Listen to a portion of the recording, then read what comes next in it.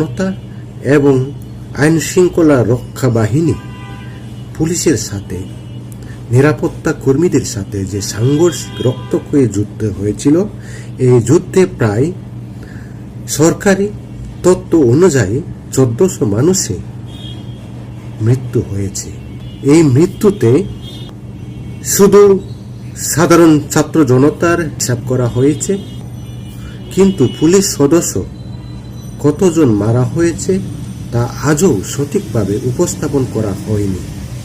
এই ছাত্র জনতা হত্যার প্রতিবাদে সাধারণ মানুষের, ছাত্রছাত্রীদের বিচারের দাবি চলছে, কিন্তু এখনো পুলিশ হত্যাকাণ্ডের বিচারের জন্য তদন্ত করা হয়নি।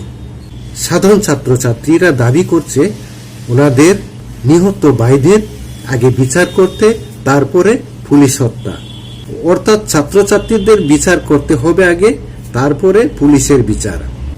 এক ছাত্রীর মুখে শুনতে পারবেন উনি কি বলছেন। যেহেতু ওনারা পুলিশ হত্যার বিচার চাচ্ছে, তার আগে আমাদের ভাইদের হত্যার বিচার করতে হবে। আমাদের যে ভাইগুলো রাস্তায় মারা গেল, ওদের হত্যার বিচার কে করবে? আগে ওদের হত্যার বিচার করুক, তারপর পুলিশ হত্যার বিচার। আর পুলিশ হত্যা করছে কে? আমাদেরকে আগে মারা হয়েছে বিধায় আমরা পরে যাই পুলিশদেরকে মারছে। আমরা তো আগে মারি নাই, আমাদেরকে আগে মারছে কেন? আমরা তো জাস্ট নর্মাল একটা আন্দোলন করছি, এই আন্দোলনে কেন খুনাখুনি হয়েছে? প্রিয় দর্শক, আবার আসলাম যে ছাত্রছাত্রীদের যদি বিচার কার্যকলাপ হয়, বিচার শুরু হয়, কিন্তু দেশের আইন শৃঙ্খলা রক্ষা বাহিনী হত্যাকাণ্ডের কেন বিচার হবে না? দেশের সাংবিধানিক আইনে বলা আছে, দেশের প্রত্যেকটা মানুষের জন্য, দেশের সকল নাগরিকের জন্য, সবার জন্য আইন অধিকার সমান। সেই ক্ষেত্রে সাধারণ ছাত্র জনতার যদি অধিকার থাকে, কিন্তু দেশের আইন শৃঙ্খলা রক্ষা বাহিনীদের হত্যাকাণ্ডের কেন বিচার হবে না, সেটা জাতির কাছে প্রশ্ন রেখে দিলাম।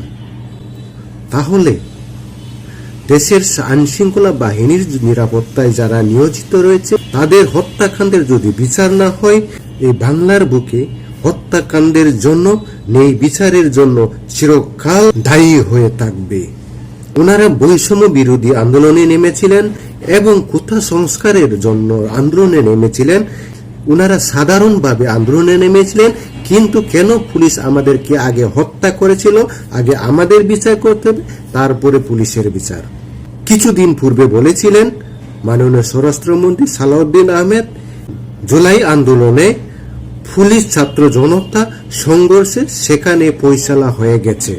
অর্থাৎ তিনি বলতে চাচ্ছেন পুলিশ হত্যার কোনো বিচার হবে না।